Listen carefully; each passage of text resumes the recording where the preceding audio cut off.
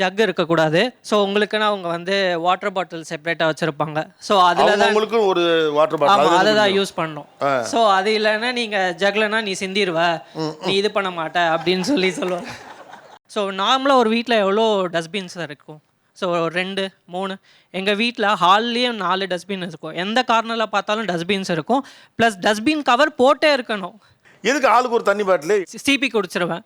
So அவங்க வந்து அதை இது பண்ண மாட்டாங்க. அது வந்து ஜெம்ஸ் இதாகும், நீ வந்து அது பண்ணுற, எனக்கு வந்து செட் ஆகாது. அவர் குடிச்சாருன்னா அன்னைக்கு அந்த பாட்டில் நீயே வச்சுக்கோன்னு சொல்லிடுவேன். இப்போ அவர் தண்ணி குடிச்சிட்டு உங்கள்கிட்ட கொடுக்குறாரு, நீங்கள் ஒரு சிப்பு குடிப்பீங்களா மாட்டீங்களா? இல்லை சார், அது இப்படி சீப்பி எனக்கு பார்த்து குடிச்சிட்டு அது அப்படியே டக்குன்னு வாங்கி குடிக்க எனக்கு ரொம்ப கொஞ்ச நேரம் கழிச்சு குடிங்க. இல்லை சார், அப்போ இன்னும் ஜெர்ம்ஸ் ஜாஸ்தி ஆகிடும். அதனால நீ வச்சுக்கோ இன்னைக்கு, ஆனால் வாஷ் பண்ணி குடி. எனக்கு ஒன்று இது எப்படி ஓப்பனாக பேசுறதுனே தெரில. இது எப்படிமா கணவன் மனைவிக்குள்ள? இல்லை சார், இது என்னன்னா நான் ஒரு விஷயம், இது ஆக்சுவலி சண்டைனால மாறின விஷயம்தான். ஒரு தடவை என்ன பண்ணா, நான் குடிக்காத அப்படி கொஞ்சம் அண்ணாந்து குடி, ஒன்றும் பிரச்சனை இல்லையே அப்படின்னு சொல்லுவேன்.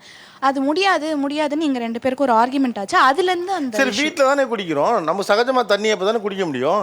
என்ன பண்ணுறீங்க தம்பி நீங்கள் ஆக்சுவலாக? நான் work from home sir, IT. உங்களுக்கு ஒர்க் ஃப்ரம் ஹோம் எவ்வளோ டார்ச்சராக இருக்குது தம்பி? ரொம்பவே சார், ரொம்பவே இல்லை.